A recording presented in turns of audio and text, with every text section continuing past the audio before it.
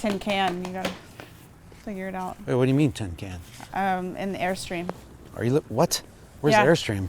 Airstream's over at Liquid Zone. You guys are living in the Airstream? For 3 weeks. Have you been touring? Did you drive that from? Calgary to British Columbia to Seattle to down Oregon coast and through Redwood Forest and then through like this long 2-hour long river to here. It's been so cool.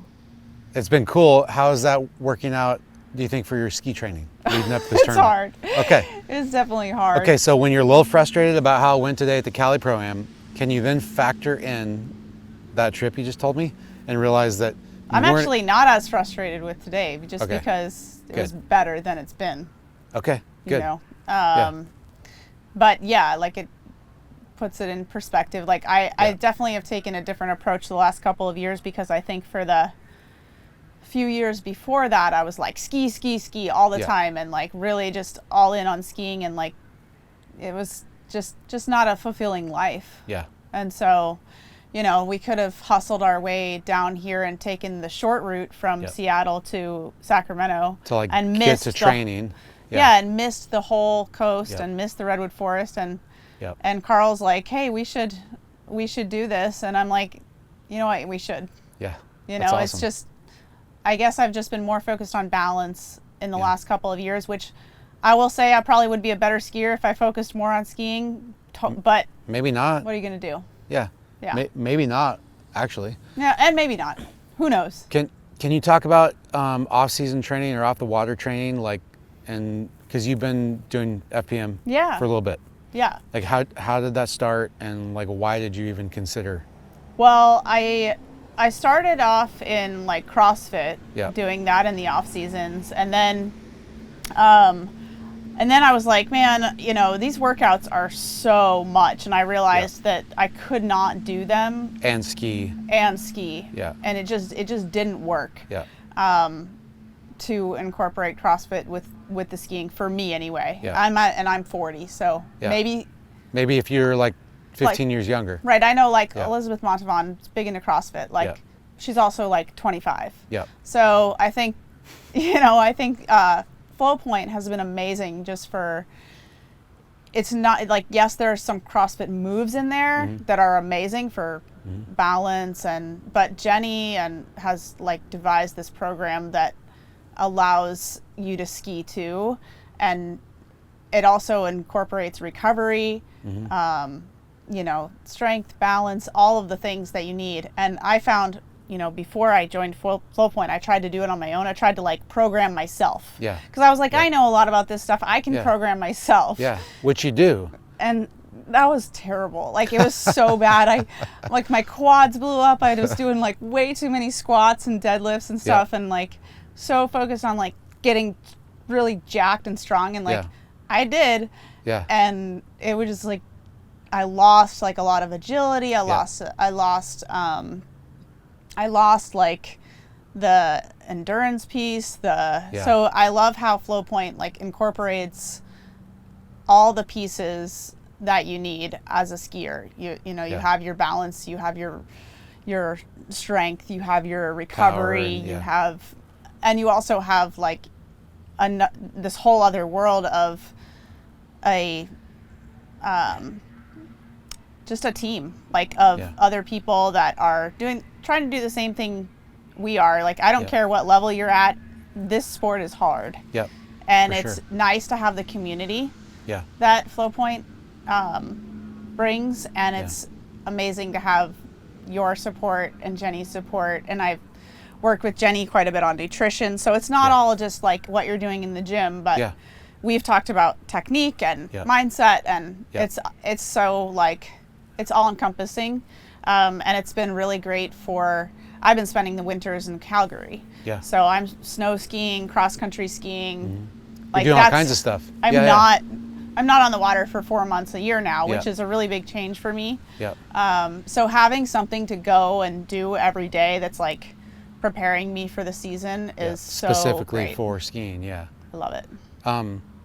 This year, talk about the season so far. There's been some ups and downs. I know that like you look strong. Like at Swiss when you got hurt. Yeah. Second round, right? Yeah. 35 off, second pass. Yeah. 2 to 3, was it? Yeah. Yeah. And Yep. you like had a significant crash. Yeah. Did your ankle pretty good. Yeah, and it took me out of like the Masters qualifiers. Yep. And yeah, I kind of like. How have you worked through that mentally and physically to like battle back to being able to like get good starts at 39 today, like decent starts? Yeah, it's been it's been an interesting year for sure. I've definitely struggled a bit this year with like the ups and the downs, no doubt. And I've discovered some stuff that doesn't work, I've discovered like keys that I kind of liked in practice that were terrible tournament keys. Keys that sometimes, talk about that. Yeah, I definitely figured out some keys that don't work in tournaments. Like I think I would overdo them or something. Like one of them was like having my hands low, and then I ended up just like pushing the handle down and pulling myself out of my lean or coming the inside too soon or whatever, and it just didn't turn out to be a good tournament key. Yeah. That kind of worked okay in practice or whatever. But anyway, so it's been that, and then the ankle injury took me out for a while, and then I made the decision to spend the summer in Canada and not go to Europe. So you miss the middle part of the season just by making that decision. Yep. And I don't regret that at all. Again, the balance piece for me, and to not make it all about skiing. And then practice has been good. Like this year I'm joking around and calling myself the practice queen, because I've been skiing pretty well in practice, and then like I'm just showing up at a random tournament and it's another thing, you're just haven't been doing it. And so it's good to be here, because the last few weeks, we had an event in Calgary, and then I went to Hilltop just for a record tournament, and then I came here, and it's like, okay, kind of like remember how to compete again. You know what I mean? What it's like to show up on the starting dock. Well, it's just different, and but yeah, no, I mean, it's not been a bad year. I've been running some 39s. Like I was running a lot of 39s in the spring in Florida, and then it's harder in Canada, no doubt. So, but I've run a few. I have run 39 once. I ran one at 41 in November last year. And since then? Since then, in a tournament, I haven't been close. I've been running some threes. But mentally, you have, mentally. I know I can do it. Yeah. I just one of the things that's a little bit of a struggle, and I'm sure that other skiers can relate to this, is like the things that maybe were working last year, like don't feel the same when you change skis, which I had to change skis. Yep. And or they don't feel the same after you've been off the water for 4 months. Yeah. So then you're like, okay, how do I adapt and figure out how to ski this year? Yeah. And what are the things that are going to be working for me this year? So new year, new keys. So I don't know. I practice has been good though. So like I feel like it's there, and I'm capable I know I'm capable of it. Yeah. I know I'm capable of running 39. Of course, it's a different thing to show up at all the different sites and do it under pressure. It's definitely not the same. So.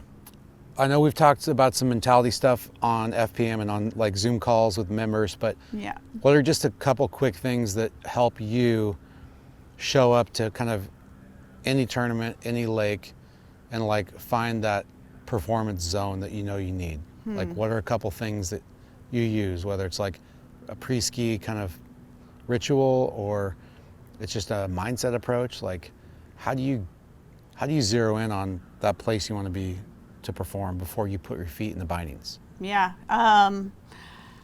definitely routine I think it's really important to have a good pre-competition routine, like know what you do and in what order you do it, and kind of the music you listen to, the moves that you do, the stretches that you do. I like to like foam roll and do some yoga. And how long is your pre-ski deal? It's not that 10 long. 10 minutes, 5 minutes? I mean, it's probably 15 minutes, something like that. Yeah. But I think that doing the same thing over and over again gets you feeling like, I know this is me, this is what I do, I just do this, then I go run 32, 35, 38, 39. So it's just like one thing, like you kind of, I don't know, in a way, try to become a little bit like a robot in a way, but still be an athlete on the water, and adjust. And I think that's probably the biggest thing is whenever you go out in a tournament, be ready to adjust, because you're probably not going to feel exactly what you felt yesterday or the day before, and you have to figure out like your balance and your timing. And from pass to pass, I think this is probably the difference between the pros and, you know, and then even the top level pros compared to some of the, you know, I think it's the difference because they're figuring out it while they're out there. Yeah. And like sometimes I can do that. I would say most of the time I can do that. Every once in a while I would say you're not one of the best in the world at doing that. Yeah. But you're not satisfied because you know you can do that a lot better. Of course. In your heart, you're like, okay, I've got way more left in the fuel tank. Yeah. And a big part of that's being able to adapt on the fly and then recover in the moment, whether it's 32 or 39. Yeah. To be able to like keep moving. Right. Yeah. Well, you don't show up to these events unless you think you can hang. Yeah, exactly. But at the same time, I think that's what we or everyone else, all the pros are doing, is they're like, okay, 32 felt like this. I'm changing for 35. I need to do this. Okay, that was a little slow. That was a little fast. I was a little back there. I was, you know, too tense. I was this, I was that, you know, whatever it was. Yeah. Like you have to be adjusting. So I think when you go out with the idea of I'm going to do this and this and like you can almost get too, like you and I have talked about that, the feel, like you have to go out and feel it out and not be so like I'm rigid. Yeah. I think that's been something that KLP has helped me a lot with. Yeah. He's like the master at the Band-Aids. Like, okay, if you're too fast in your glide, like move your handle down and like this and that, and like it's working like, through those like quick recovery moves. Yeah. And you have to have those. But if I have to tell myself, like, look, water skiing is something I do. It's not who I am. It's not my character. Whether I ski well today or I don't ski well today doesn't make me a better or worse person. Yeah.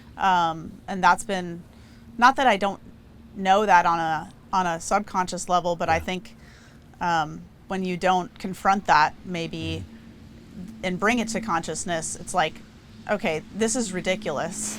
You know what I mean? You drift away from that understanding, and pretty soon you start identifying with the ups and the downs. Yeah. Like I'm worthless if I don't ski well, which is maybe, I think that's honestly our subconscious mind, just the kind of the devil in our subconscious mind trying to tear you down or whatever, and you just can't listen to that kind of thing because it's just not true. And I think sometimes when you bring it to consciousness, like, listen to how ridiculous this is. You know? Like, I'm still gonna go home and hang out with the same people. And they're not gonna like think I'm cooler or less cool because of how I skied today. A ski ride. Yeah. So. What about gratefulness? How does that play into things? Yeah, I mean, that's something that you and I have talked a lot about, and I think it's absolutely huge, and it's something that I remind myself of too, and I think it gets me into the right headspace, like, okay, this is water skiing, and this is amazing, and it's something I get to do. It's not something I have to do, and it's not life or death. It's like an opportunity to see what you can do today and kind of see where you're at and see what's working and what's not working. And, you know, I learn more from competition than I do from practice most of the time because, you know, it really shows you, like, exposes things. It does. Like I said, with the keys, you know, keys that work and then keys that don't work. And I mean, this stuff's hard. Like, the men are skiing right now and the cut's really high. Yeah. And for the women, it's probably never been this competitive. So on the men and the women's side, it's like, it's pretty cutthroat. Yeah. And so it's hard not to get wrapped up in that emotionally and identify with your scores, your outcomes. Right. But I do hear people, I'm imagining somebody listening right now, hearing you say that it's just skiing and you have to remember that and that you're grateful just to get to do it, that you don't have to do it. They're almost thinking that that's a cop-out in a way. And I would say, and that it's not important, that you're kind of like delegitimizing the act of water skiing. It is very privileged to get to do the sport. But it's also very important to get to do it if you choose to do it. Yeah. Because anything we choose to do at the end of the day, I feel like is an opportunity to learn about ourselves. Yeah. And so this is, even though you're saying it's just water skiing and like you're grateful to get to do it, that doesn't mean it's not important. No, yeah. It's very important. Absolutely. Because it helps you like figure out life in a way. Well, I was talking with Brian Detrick earlier, and his back's hurt. He can't compete at his home site, and he was like, this isn't just about this event. This is like my quality of life. Yeah. And I'm like, I know, I get that, you know. Yeah. But I remember, like, I showed up to one event, and I was, you know, you have those feelings of like, why do I do this? Like, why am I even here? Like these feelings of like, you know, it's the yucky stuff sometimes. Yeah, you're like, you know, I don't know if I want to be here. Yeah. And then I remember, like, my point is to bring these thoughts to consciousness, because I think when you face them head on, you can kind of like, you can overcome them, because I brought that to consciousness, and I'm kind of like, okay, you know, I don't have to be here. And like, I was thinking, like, you know, you can leave and just go eat a cheeseburger. Like, you don't have to do this. Yeah. And then I was like, okay, you literally have a choice. You can ski, or you can leave and eat a cheeseburger. Like, you can make that choice. Yeah. And then I was like, okay, I'm gonna ski. You know, like, it's like, it's you talk yourself into it. Yeah. Well, it's funny when you like, you really bring it up, and you're like, what is this really? Yeah. You know, and then it's not. I think when we leave it under the surface, that's where that flight or freeze mode can come in. Yeah. And you can like not be able to perform. Well, I think it's cool just to see also, like, you have a tennis background, you're an athlete in many different ways. You figured out water skiing probably quicker than most. Yeah. No, I love the sport. Like, I love skiing so much, you know, regardless of whether there's a competition or not to go to. I love, love, love to ski. Why? I think I'm an adrenaline junkie. You know, I love the speed, probably. I don't know, like that feeling when you get it right. Probably everybody's same reason, right? It's actually always been my first love. Like, I knew how to get up on a ski. It wasn't like I never had ever been up on a ski. I knew how to get up like once a summer kind of person. And I loved that. I loved it before tennis, you know. Cool. But I just wasn't the person that had any background in it, had any family in it, had any boat or anything like that. I was like, oh, I'm at a lake with friends and they have a boat. Like, let me see if I can get up on a ski. You know what I mean? That was like that for 10 years. But I thought it was the coolest thing ever. So, you know, regardless of competition, I love to ski. And I mean, I plan on continuing to ski for sure, but that, you know, we'll see where life takes me. I don't know if you can ski pro and live in Calgary. Maybe you can. I don't know. You're going to find out. Yeah, I might find out. But it's challenging even living there 6 months a year. And but you never know. And like I said, I think the balance of life is probably more important than anything else. But the other thing is like, it has been a straight upward climb all the way until last year. And then it's like, okay, now you're starting to take time off. Now you're changing locations. Now it's getting a little harder. But also coincidentally, you're the best you've ever been too. So you're approaching that limit. Well, that's the thing. It's like, yeah. So it's, that's the thing is like, once it was definitely an upward climb all the way until you start to get to 39. And then it's like, okay, I got to figure it out. Now I don't. Now I have it. Now I don't. It's so hit or miss at this level. It's crazy. Yeah. Well, maybe it's not if you 100% dedicate your life to it and live in Florida all the time and train with the same people all the time. Yeah. Maybe it's not. True. But I think it's challenging doing it the way I'm trying to do it, but I wouldn't trade it. Yeah. You know what I mean? Yeah, I struggled last summer and then ran one at 41 in the fall. So I'm not. Well, we talked about that. Yeah. Remember, you're only one set away from maybe the best set of your life. Yeah. No matter how bad the last set was. Yeah. I agree. So, and you experienced a little bit of that. Yeah. I mean, I talk about this with my clients. Like, a lot of times we think we're so far off from what our best is or whatever. Yeah. But it's usually like, we're usually talking about like 2 to 5% of something that you're missing. Exactly. Like maybe you're missing a 2 to 5%, but the mistake is where we try to like completely reinvent the wheel and be like, I have no clue how to ski anymore, and I got to start over. And that isn't true. You're missing 2 to 5%. When you're not skiing well, you're missing 2 to 5%. You're not missing 50%. And I think that's also like something that you should mentally know when you're off. Okay. Mentally confront. Exactly. Yeah. And then it's like not so tearing down of your confidence. You're not light years off of 2 at 41. You're 2 to 5%. I think. Yeah, I think I want to compare myself to myself and not to anyone else.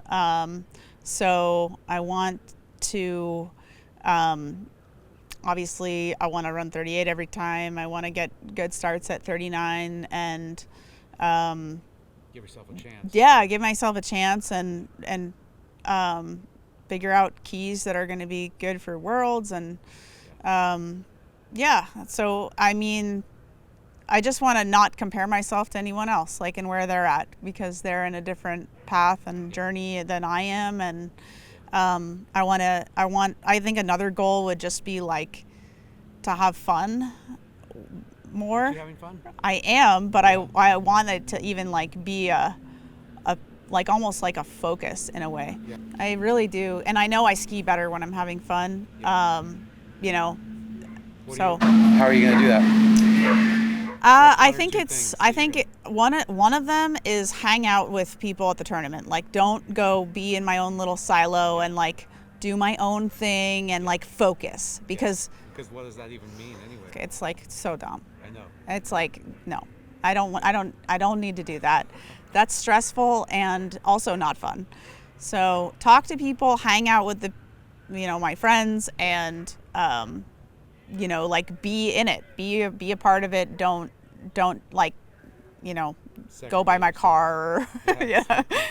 Yeah. So that would be one, for sure. And like invite people out, like have them come and watch, and not like tell them not to come. You know what I mean? Like, no, like come out. Like, I want to see you. I want to say hi or whatever. So those couple things. I don't think we're going to remember the scores we ran in 20 years, so we're going to remember like the laughs we had or the fun times or competing hard. Sure. Yep.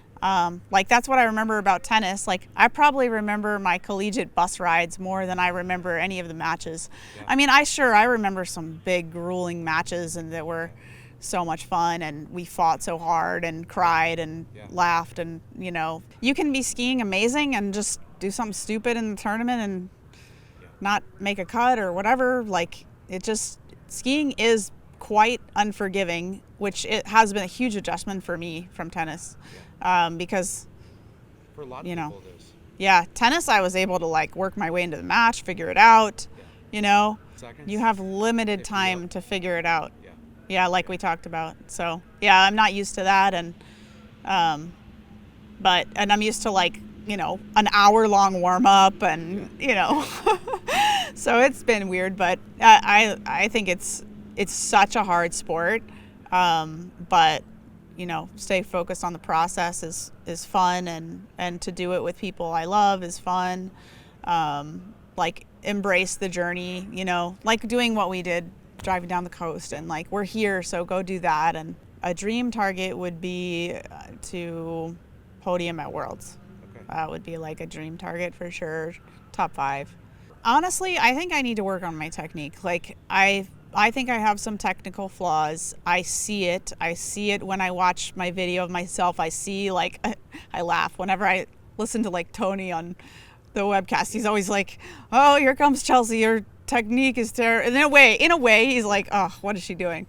And I see it too, and I see like the double edge change and stuff, and I'm like, yeah, that doesn't look exactly right. And I was talking with you before, earlier today about, it's like, yeah, I think there's something that I thought I wanted that now I'm realizing that's not what I really want. And I need to explore some of that, and it's like, okay, do I take that risk and kind of explore that before Worlds? I think I probably will, just because that's how I am. I am always thinking about, like, I want to be the best. Yeah. So of course, nobody is here that doesn't want to be the best. Yeah. Like, I'm talking number one. Nobody, like, you don't come unless you think you could, or that you could be the best one day, right? So like, whether that's a crazy thought or not, I don't care. So I'm like, if I think I have an idea, and this is how I think I've gotten decent in the sport relatively quick, is I like experiment a ton. Like, if somebody has an idea and I'm like, oh, that's interesting, or I have an idea, I'm like, I'm gonna go try it. It's like, and it's usually a technical thing, like, oh, what would happen if I did it this way, or moved this way? I love to try stuff, and 99% of the time it doesn't work. And then, like, the 1%ers, I'm like, holy crap, that's good. Yeah. You know what I mean? Maybe it's a little more than that, but it's not that much more than that. Yeah. So I definitely would like to explore some different ideas in my technique. And I'm, I think I do need to make some changes to become more consistent, and to run 39 more often, and to do it leaving home kind of thing. Yeah. Like, I remember I was running 38 in my backyard my third year of skiing, and it took me 6 more years to run in a pro event. So like, it's kind of like that. Like, I sometimes can run 39 in my backyard, or with my coach, or wherever I'm training, but it's not happening at a pro event. And I think you got to be that much better. You just have to be better. Yeah. So I really do think much more of a buffer. I do think my technique needs to improve, because I think that a lot of the time, like, when I run 38 even, I'm like, it's just because I'm an athlete. It's not like necessarily because I'm doing things 100% right. I'm doing some stuff right, but I think I think it could be a lot easier than I'm making it. Yeah. You know what I mean? Well, let's get there. Let's figure it out. I know, and I want your input, and I've always been that way. I've always kind of listened to a lot of different people and then figured out what works for me. Yeah. That's just how I've always been, and maybe I ruffle some feathers sometimes doing it that way, but it's your journey. Yeah. So you can. And I love that too. I love talking skiing. I love chatting with people, and there's more than one way to skin a cat too. No. Like, there's how many different ways have we seen people ski today? Look at Joel Howley, and then you look at Nate Smith, and then you look at Regina. I mean, none of them are doing it the same, or Allie, or Jamie. Like, there's nothing similar about any of. I mean, I'm sure there are some fundamentals there, but there's a lot of differences. They're all really different, So I like to chat with people about their ideas, and then I go try them and see what works. Well, stoked on the rest of the season. Good luck. Thank you. Hopefully you stay healthy. And yes. Yeah, let's finish strong. Yes, that's the plan. Awesome. Thanks for sitting down with us. Okay, sure thing. Thank you. Good? Awesome. Yeah. I talk too much. Huh? I said I talk too much. No, it's perfect. That's what we want. People don't want to hear me talk.